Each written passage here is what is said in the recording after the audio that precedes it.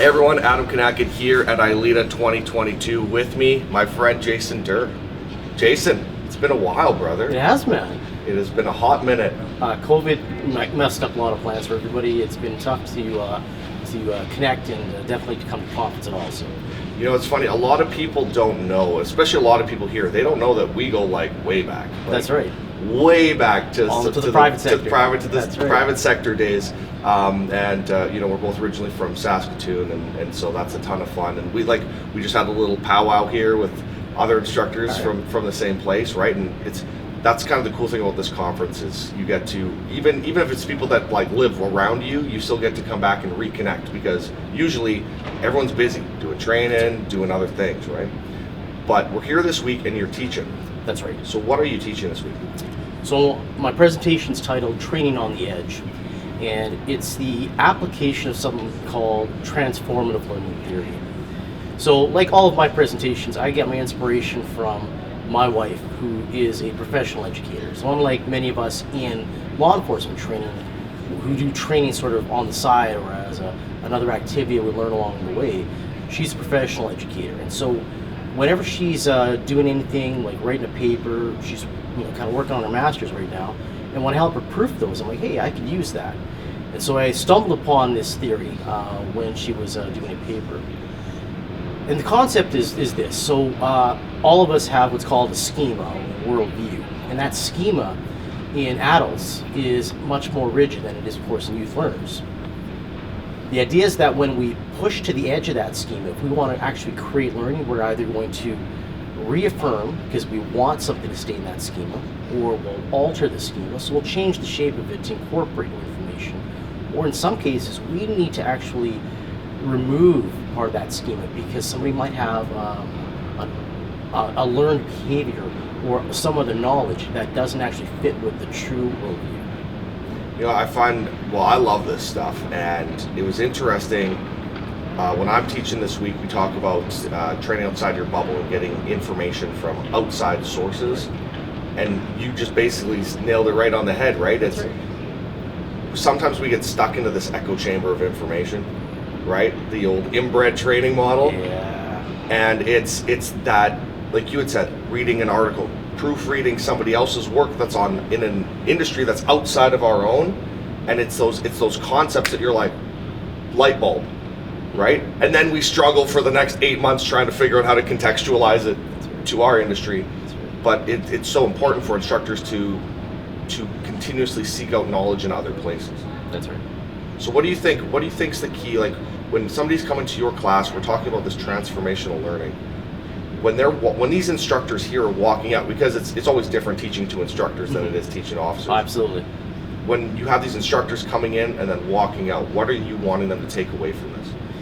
So some of the key points I want them to take out of this is that first and foremost, any training we're developing or any training we're delivering currently should be based on evidence. So how do we know that we're actually teaching and that the students are actually learning?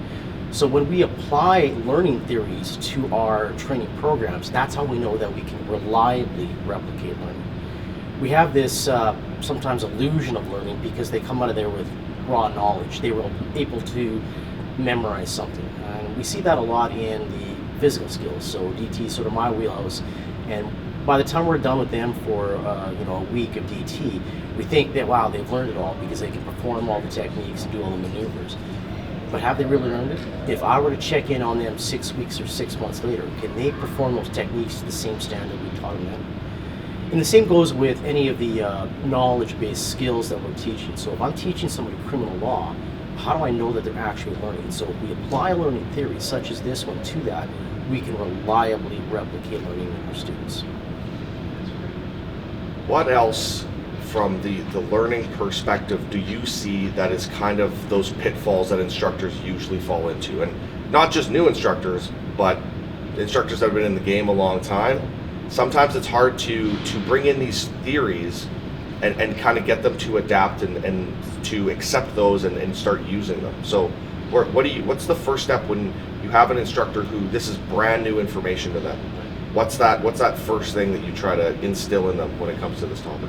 So the first thing before you can apply transformative learning theory is to understand that you need to have an open mind, both you and the students. So it's the core foundation to something that occurs at the onset of the theory, which we call the disorientating dilemma. So the theory itself has 10 steps. Jack Mesereau, who developed this, had 10 steps in the theory. Now I've condensed it down to 3 effectively, because at our level, right, we're neophyte trainers, neophyte teachers, we need to be able to understand this at our level, not at some academic level. So we start with this disorientated dilemma, and we can only do that though if we have what's called an open mind. Without that, it's difficult or impossible to create the learning forward from that. I like 3 steps. 3 steps is easy. Yeah. So if that's step 1, what's step 2? So step 2 is critical reflection.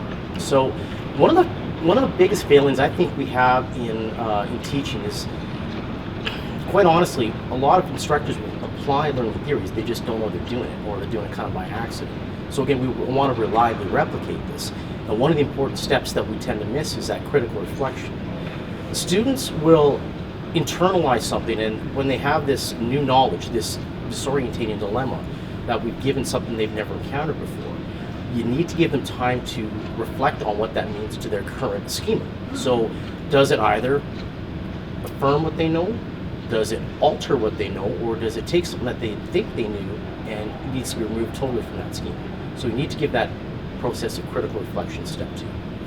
My guess would be that 3rd step, if we've broken it down to 3, is going to be in the application of it. Is that right?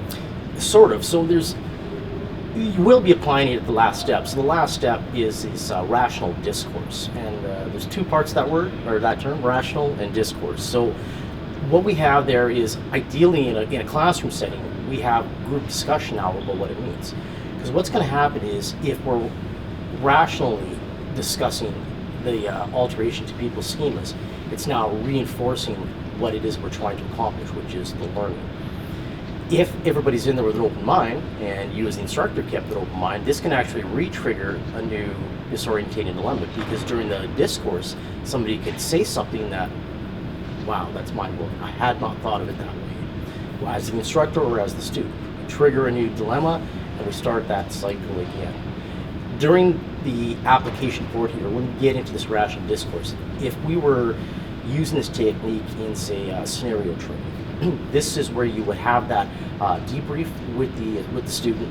You would talk about, did this meet your expectations for how the scenario would unfold, or how the subject behaved? Was that something you were prepared for?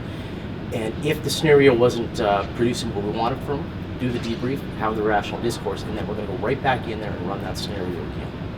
You know, you said something there about how you can be teaching, a new idea can come up, or something, a topic comes up, and it kind of changes your thought pattern, and you're like, oh shit, yeah.